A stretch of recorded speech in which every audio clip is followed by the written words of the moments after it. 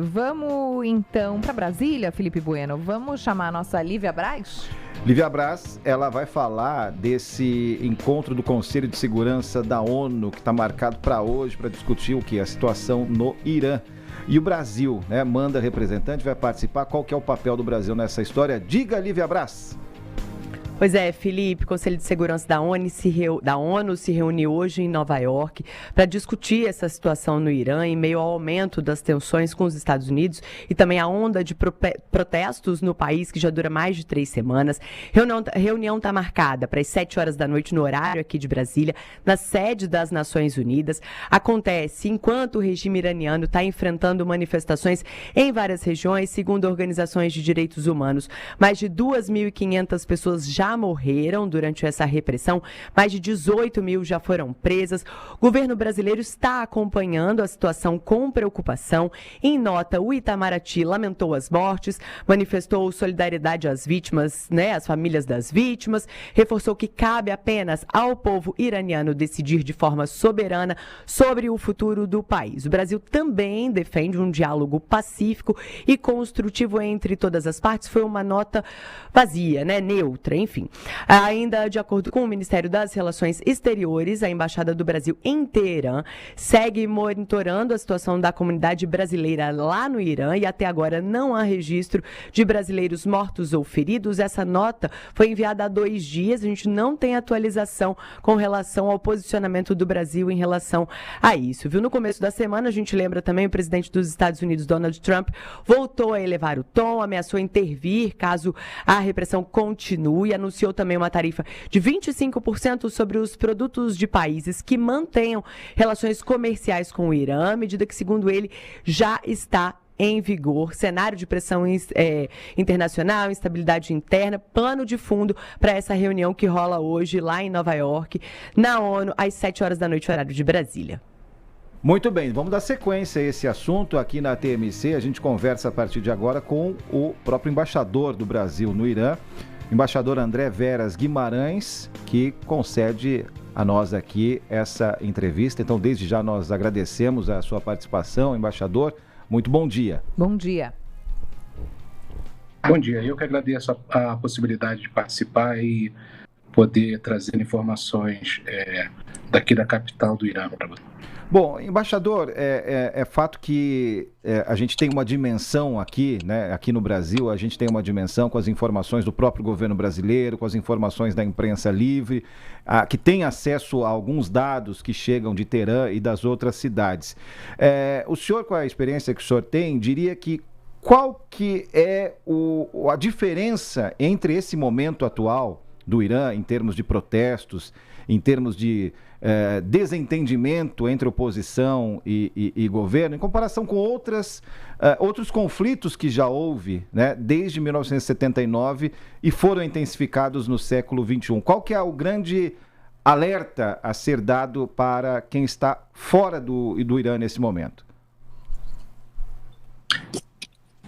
Bom, eu acho que é muito bom buscar fazer um histórico das manifestações e dos protestos que já aconteceram no Irã ao longo desses quase 50 anos, acho que são 46 anos de República Islâmica. Primeiramente, o que eu só participei como testemunha esse último, que foi esse que está acontecendo nesse momento. O que eu tenho são informações de leitura, de estudos anteriores. O que me parece difere muito desse momento é que eu vejo nos momentos anteriores, principalmente no caso das manifestações de 2009, depois 2017, 2018, depois 2020 e 2023, com o caso do homicídio da Mahsa Amini por conta do hijab, eu tenho a impressão de que houve uma maior espontaneidade nas manifestações dessas épocas. Houve que, pelos relatos também das pessoas que eu tenho convidado, essas manifestações anteriores foram espontâneas, ou seja, não havia fatores externos a pressionar ou a incentivar as pessoas que fossem para as ruas. Nessa manifestação, como todos sabem, ela foi iniciada por uma insatisfação muito grande em razão da inflação muito alta, valorização da moeda, e isso também junta alguns culturais que a gente tem vivido, como...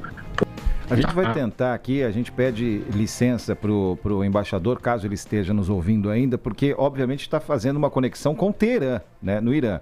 E nós sabemos das notícias que chegam, inclusive uma das notícias é o precário uso da internet, inclusive o uso barrado em algumas partes do país, né? Então a gente vai tentar restabelecer esse contato para que o embaixador possa continuar a explanação dele, falando desses protestos e da diferença, né, desses recentes para os mais antigos, né, Joana? Está retomado o contato? Retomamos. Opa, Vamos voltar a falar então com o embaixador André Veras Guimarães. Embaixador, eu queria entender como é que é a situação neste momento em Teherã. A gente fala de 3.000 vítimas, a gente fala de muitas mortes e as poucas imagens às quais a gente tem acesso mostram um cenário de guerra. Como é que está a rua neste momento? Joana, é uma pergunta muito pertinente. As ruas estão tranquilas, não há em Teherã nenhum confronto. As ruas estão, claro, que policiadas, os mercados estão abastecidos, as lojas estão abertas. Eu sinto que houve uma dificuldade de entender aonde que as manifestações podiam estar acontecendo, né? Muitas dessas imagens que a mídia trouxe não parecem ser todas.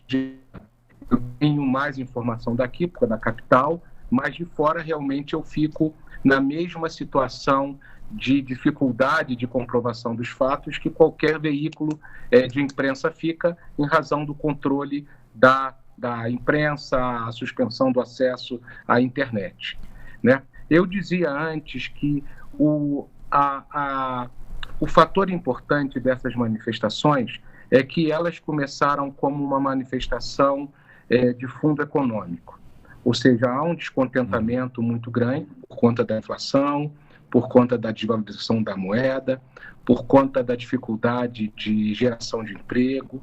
O país tem 90 milhões de habitantes e desses 90 milhões, cerca de 70% tem menos de 35 anos de idade. Então, há uma frustração muito grande que vem junto com outros problemas estruturais, como redução cada vez maior da água, da disponibilidade de água, o que pode gerar uma situação de esgotamento total dos recursos hídricos muito alta, incapacidade de produzir gasolina, de refinar gasolina em quantidades suficientes, falta de energia. Então, há muita insatisfação. Eu acho que essas manifestações que começaram agora, eles diferenciam das anteriores porque foi um movimento que aconteceu muito reduzido, muito pequeno, no bazar, reclamação econômica, e depois as pessoas foram se juntando, cada grupo com as suas demandas, alguns também por questões econômicas, outros por liberdade, outros por questões religiosas, outras por vontade de ter um sistema mais democrático, e isso foi aumentando, mas ela aumentou substancialmente depois que as pessoas passaram a ser incentivadas pelo filho do antigo Shah do Irã. Essas chamadas do Reza Pahlavi, do príncipe, para que as pessoas fossem para as ruas, e isso foi realmente um fator que aumentou essa participação, e eu digo que menos espontâneas, não porque as pessoas não tivessem razão e não quisessem se manifestar contra a situação do país, mas porque no caso anterior, no caso que as manifestações que se seguiram à morte da iraniana por conta do véu, isso as pessoas foram para as ruas e não tinha assim um fator externo que dizia vá para a rua e coisa e tal. E além dessa participação do Shah, eu acho que foi importante pensar que o presidente Trump, ele em algum momento, ele diz para os iranianos, olha, eu vou em socorro, continuem se manifestando, ou fez ameaças até o próprio governo iraniano, dizendo, se vocês fizerem algo, eu vou em socorro. Então, eu acho que isso deu esse fortalecimento aos movimentos. Agora, quanto aos números de feridos e mortos, é impossível saber, né? Num país em que a imprensa ela é ligada ao governo, não dá para dizer se são 200 mortos, 2.000 ou 20.000. Eu acho que isso em algum momento sairá, mas neste momento é impossível dizer o número de mortos. Eu aqui, na área norte, onde está a embaixada, é onde eu moro também, e no sul da cidade, até nas áreas do centro, eu não consegui identificar essas situações de queima de veículos ou confrontos diretos entre polícia e manifestante, ou incêndio em mesquitas e ambulâncias, eu não consegui ver aqui, para demonstrar que a cidade não estava num caos. Possivelmente, em alguns bairros podem ter acontecido e aconteceram, mas hoje, eu vim da rua agora há pouco, eu tive uma reunião com os embaixadores latino-americanos para discutir o quadro atual e vi que as ruas estão dentro de uma normalidade.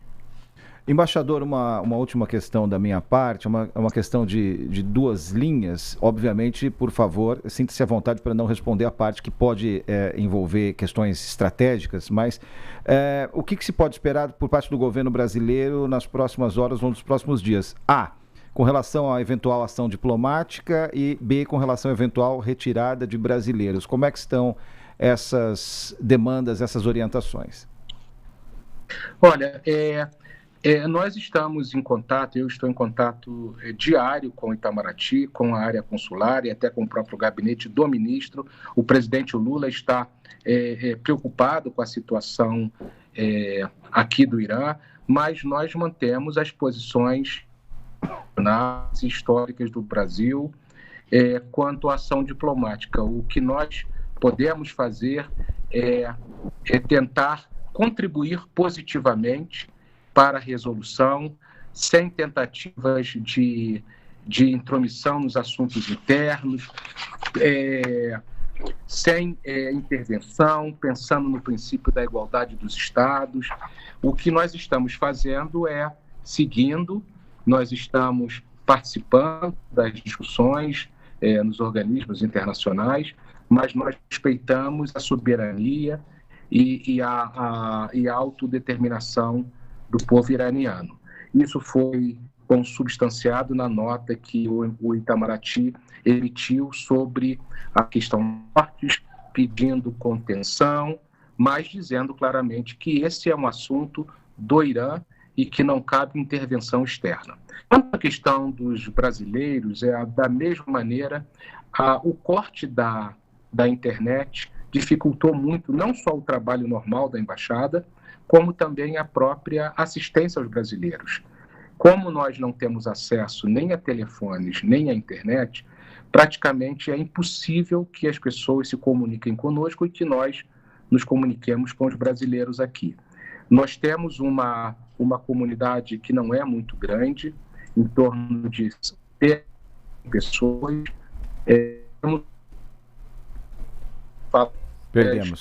Perdemos de novo o contato aqui com o embaixador, mas enfim, acho que já dá para a gente desenhar um belo de um resumo aqui dessa conversa com o embaixador André Veras Guimarães, mesmo com essa última pergunta que a gente fez, né, sobre a questão diplomática e a questão da retirada dos brasileiros, eventualmente, aparentemente não é necessário ainda.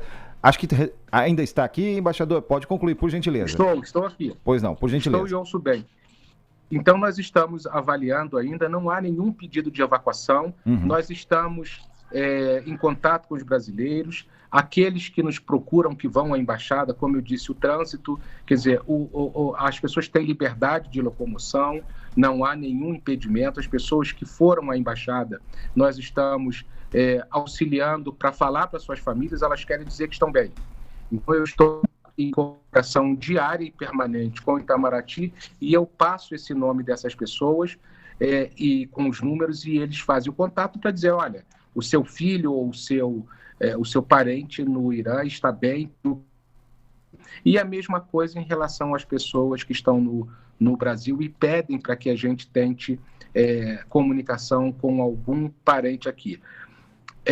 Fazer a comunicação é mais difícil, como eu disse, porque nós não temos meios para se comunicar.